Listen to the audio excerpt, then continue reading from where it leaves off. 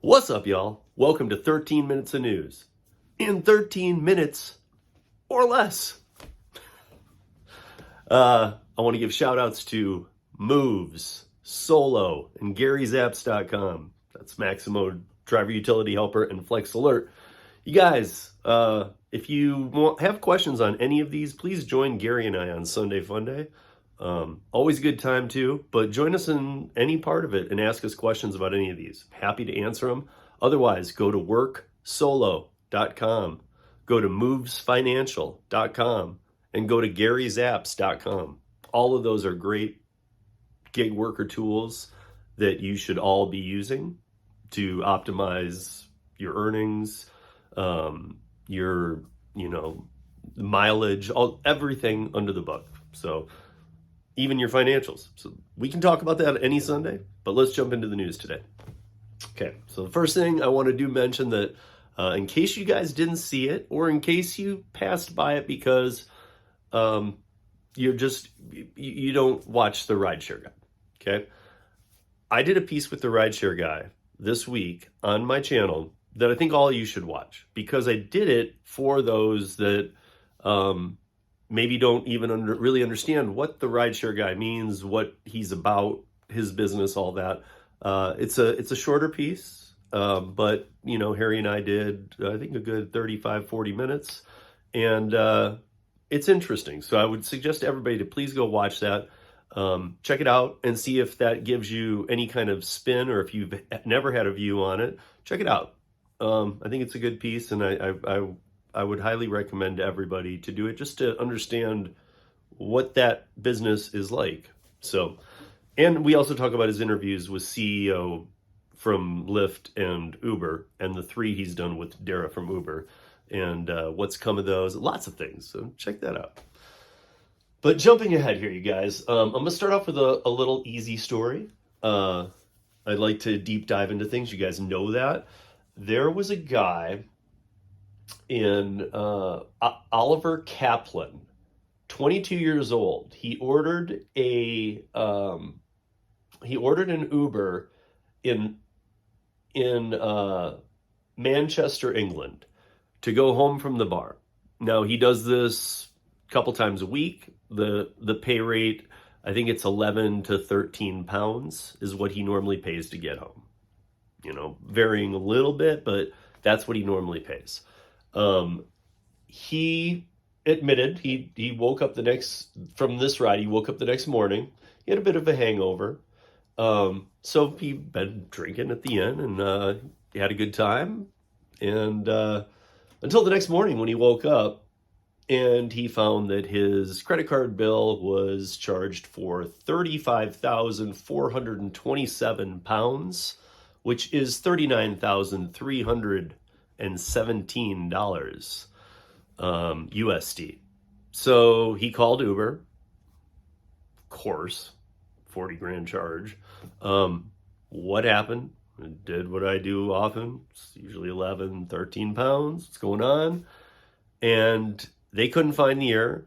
They dove deeper into the technical team and found out that somehow Manchester, England, had been rerouted to Australia. Now, we see a lot of these stories where people are mischarged. Maybe the driver even goes out of their way to add extra miles or whatever's going on. We've seen all kinds of stories like this. But wouldn't a company as technical as Uber be able to go, wait, Manchester, England to Australia involves an ocean, so that cannot be possible? Wow. I don't know what else to say about this. Obviously, they have cleared it up. They've fixed it with the guy. I usually just overlook these stories, but I found this one extremely humorous. Also, the 2016 data breach for Uber, the CTO who was trying to take the blame for this now, though, 6 years later when it's in court, it's already all been hashed out. If you don't know the story, 59 million were breached. They got 600,000 driver's license numbers and all the info. They got all kinds of info. Different. I mean, they were in there for too long. This is 2016. And Uber didn't tell anybody, and they tried to cover up the hack. In fact, they went as far as to hire a hacking team. And this is all in TechCrunch. And again, guys, I always forget to mention it right away. You can find all this where? On uberlyftdrivers.com. uberlyftdrivers.com. Changes coming to that website too, so stay tuned. But yeah, so this case is now finally being dealt with. Basically, they paid this other hacking firm to cover up the hack, so they didn't have to tell everybody that they had been hacked, and then they got caught, and they've been working this out for years. They've been fining them, they've been paying money, this, you know how it all works. And but finally they needed the scapegoat, and so the CTO on Friday, either Thursday or Friday of this week, was found guilty in San Francisco District Court, and District Court. And so now he will face the penalties, which will be weird to see what they are 6 years later. But it's also so odd to me, and I've mentioned this before, that a company is able to go, it was that guy. I know they've paid all their dues and stuff, but come on, guys. We know that, the Travis era was a boys club over at Uber. And the Dara era was kind of a little cleanup, but still just as much dirt happens in that space. I mean, it's not this guy. It's that guy and his bosses and the shareholders. And I'm not pointing fingers. I'm not falsely accusing anybody, but it wasn't just this guy. So I think we can all agree on that. If not, read the article and tell me what you think. Also, very crazy news, but maybe you won't find it so crazy. So Uber has been in autonomous 3 times. 3 times they have entered the autonomous space, like truly. Probably about 5 times, but truly entered. The last time they sold off to Yandex is in Russia. Because of things going on over there, that deal had not been permanently etched. It had only been 8 months signed. So they were able to claw back that deal and left them with the autonomous department that they've been trying to just dump. Like, just take it. We already dumped it. We'll just dump it for even cheaper.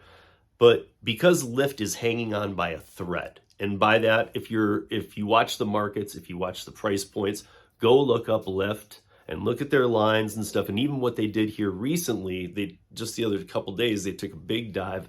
And that's after they announced the first thing they'd really announced in a while, which is that they are semi-autonomous, which I hate even using that word, because what that means is you're in an autonomous car with a driver.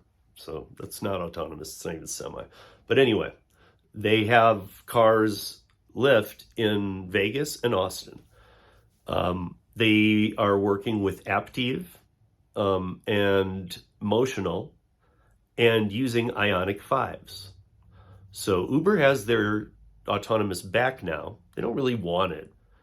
But what did they decide to do?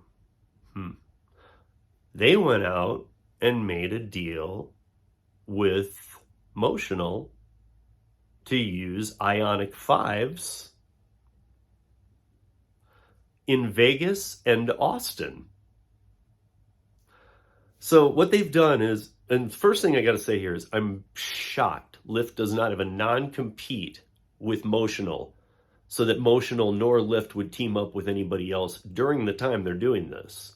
You'd think that Motional would give Lyft a non-compete so that Lyft isn't concerned they would do exactly this, because now Motional and the Ioniq 5s are being used as the primary rideshare vehicles. And so Motional is now in bed with Uber and Lyft, which puts us back in the same controversy of what happened with the Alphabet Waymo thing when Uber stole their details by taking one of their people.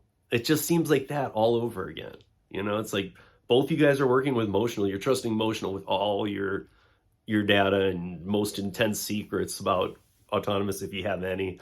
By the way, just so you know, none of the companies that I mentioned even metric into the top 100, except for Waymo, but I wasn't really talking about them, even into the top 100 autonomous companies in this country or in this world. So don't give it too much credit. And if, or whatever credit you do give it, realize there's much better companies doing it out there that are not just, I mean, obviously they're not like, let's do rideshare first. The best companies are doing other things and really coming along, but at a more truth rate.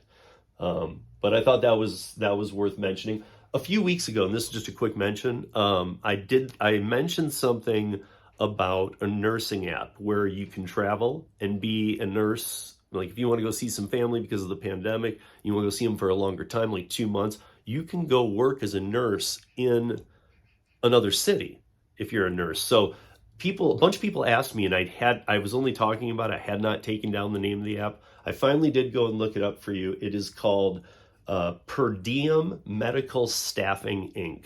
And so it's dubbed Per Diem.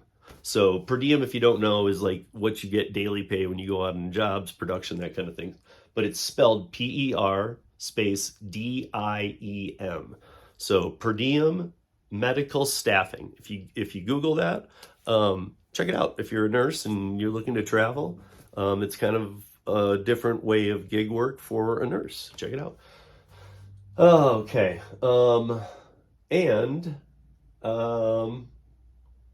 The last story here is the next side hustle. The next hot side hustle is laundry, really. I interviewed Launder in May of 2020, 2 months into the pandemic. And they were in Boise, Idaho. I know them well. I asked them a lot of questions that took them off guard. And they're still small. There's another company out there, probably a couple more too. But there's one big one that's really trying to make its place, Hamper. We had a lot of interesting discussions this week on 3 different live streams that I was on regarding Hamper. And I would want you to go look at that, any of them, and see what you think. But here's the quick question. If you had to use Hamper, I know a lot of people try and end it there. I wouldn't use that service. If you had to use Hamper and you got a guy as your Hamper person that was going to come get your laundry, do it, bring it back to you, would you be okay with that, or would you cancel it and go for a female? I am very curious. I had shocking answers all week. Put your answers in the comments below. Thanks, guys. Have a nice week, and we'll see you tomorrow for Sunday Fun Day, or back here next week for 13 minutes of gig news. Peace!